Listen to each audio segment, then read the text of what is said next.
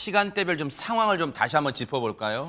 네, 사고는 어제 오전 9시 3분에 발생했습니다. 네. 그 전에 어떤 일이 있었는지 조금 한번 따져보면요. 네네. 그 앞에 8시 54분에 그 사고 여객기는 관제탑으로부터 착륙을 해도 괜찮다라는 신호를 받습니다. 네. 근데 그로부터 약 3분이 지난 8시 57분 관제탑에서 조류 활동을 주의하라는 신호를 이제 여객기에게 보내게 되는데요. 아. 근데 그로부터 이제 2분 후에 갑자기 여객기가 메이데이, 그러니까 이제 지금 아주 위급한 상황에 처했다는 신호를 다시 관제탑에다 보냅니다. 네.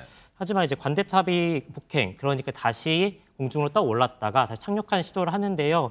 근데 이 시간이 되게 짧습니다. 한 2분여 가량 이제 공중에 있다 다시 착륙을 시도해서 9시 1분에 관제탑이 다시 착륙을 허가를 했고 2분의 동체로 착륙을 했지만 안타깝게도 이제 구조물과 부딪히면서 커다란 참사로 이어졌습니다. 네. 그리고 바로 지금 보시는 것처럼 동체 착륙을 기장은 선택했고 주변에 계시던 분들이 저 상황을 휴대전화로 촬영했던 그 영상의 모습입니다. 사실 무안국제공항 주변에 이제 주변을 오가는 주민분들은 하루에도 여러 차례 그리고 오랜 시간 동안 비행기가 오르내리는 모습을 보셨으니까 비행기가 이 착륙할 때 일반적으로 이런 모습일 것이다. 뭐 그런 생각 하실 거 아니에요. 그런데 당시에는 평소와 많이 달랐다. 이런 얘기들을 하고 계십니다. 한번 들어보시고 이어가 보도록 하겠습니다.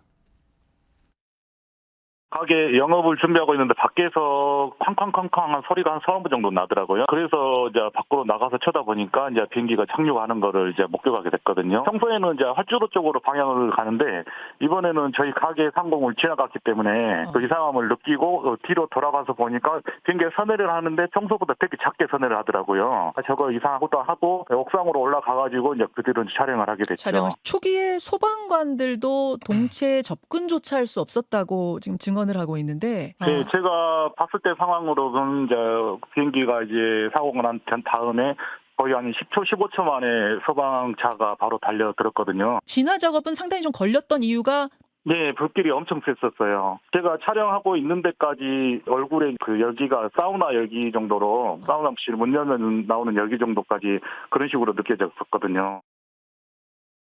네, 사고 당시 목격자분의 이제 증언까지 진술까지 들어보셨는데 지금 이 시각에서요 국토교통부에서 사고 관련 브리핑이 있다고 하는데 현장 연결해 보도록 하겠습니다.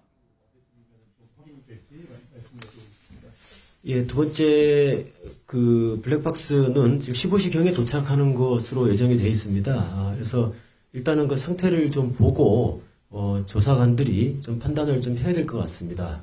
지금 어떤 언제까지 그걸 하겠다라고 지금 지금 저 답을 드리기가 적합하지가 않은 상태입니다. 그리고 오전에 이제 말씀하신 방위각 로컬라이저, 방위각과 관련된 여러 가지 자료와 질의가 있었습니다. 저희가 사실은 지금 이 근거 규정이나 해외 어떤 그 내용들을 지금 좀 파악을 하고 있는 중이고 이 파악이 되는 대로 자료를 제공하겠습니다. 다만 아까 이제 외국 사례를 제가 좀 일부 조사를 했었는데 국내의 경우에는 그러니까 구조물을 활용해서 방위각 정보 제공을 하는 그 안테나를 높이를 높인 사례를 아까 말씀하셨습니다.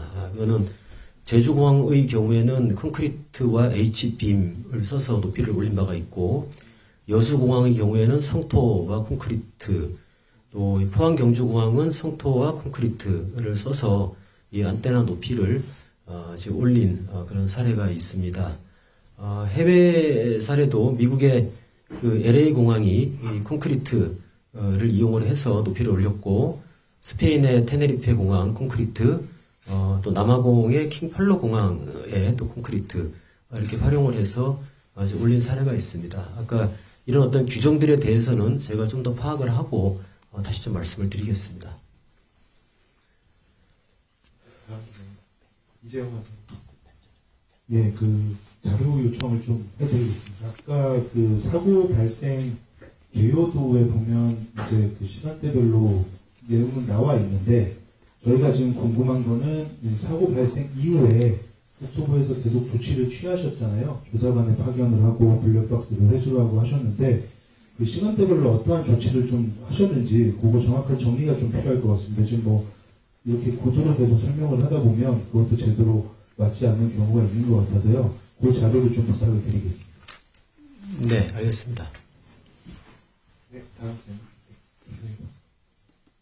네, 조선일보 공단입니다. 두 가지 질문사항이 있는데, 먼저 아까 전에 이 직전 브리핑에서 이제 셧다운 가능성에 대해서 좀 언급을 해주셨는데, 물론 정확히 조사를 해봐야 알겠지만, 이 셧다운이 전원 셧다운을 말씀하시는 건지, 아니면 엔진 셧다운을 말씀하시는 건지, 셧다운 가능성이 있을 거라고 보시는 근거가 무엇인지 좀 여쭤보고 싶고요. 두 번째로는 오늘 관제사 면담도 있었다고 말씀 주셨었는데, 도대체 그 메이데이 전후 상황에서 어떤 내용이 오갔는지 좀 조사된 게 있는지 여쭤보고 싶고, 구체적으로는 이제 메이데이 선언 이후에 3분 후에야 소방 출동 요청이 관제탑에서 있었던 걸로 나오는데 왜 이렇게 늦어진 것인지 좀 조사 내용에 대해서 궁금합니다. 그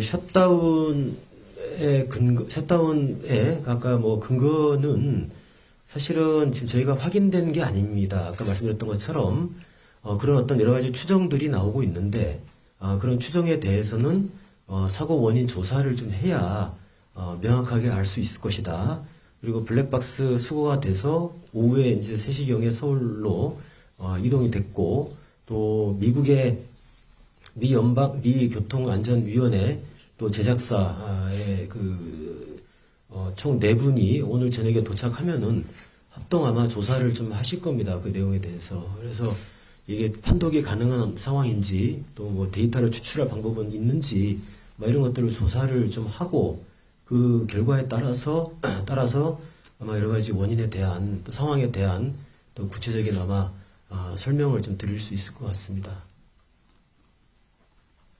네, 다음 그리고 아까 메이데이 선언 이제 뭐 그 전후 과정 관련돼서 아까 이제 관제사 이제 면담 결과를 말씀하셨습니다. 근데 이게 사실은 저희 국토부 저희 항공실 뭐 저희가 직접 가서 면담을 한 것이 아니고 사고조사위원회 조사관들이 현지 무안공항에 가서 이제 면담을 지금 한 겁니다. 아마 조사의 이제 어떤 과정에 하나의 자료가 되기 때문에 아마 이제 사고조사위원회에서 여러 가지 조사를 좀 진행하면서 그 자료가 좀 중요한 어떤 자료로 사용될 것으로 봅니다. 그래서 이게 어느 정도 시점에 그 면담했던 뭐 결과나 내용들이 이제 공개가 될지 그 여부부터 한번 사조위원 판단을 좀 기다려 봐야 될 것 같습니다.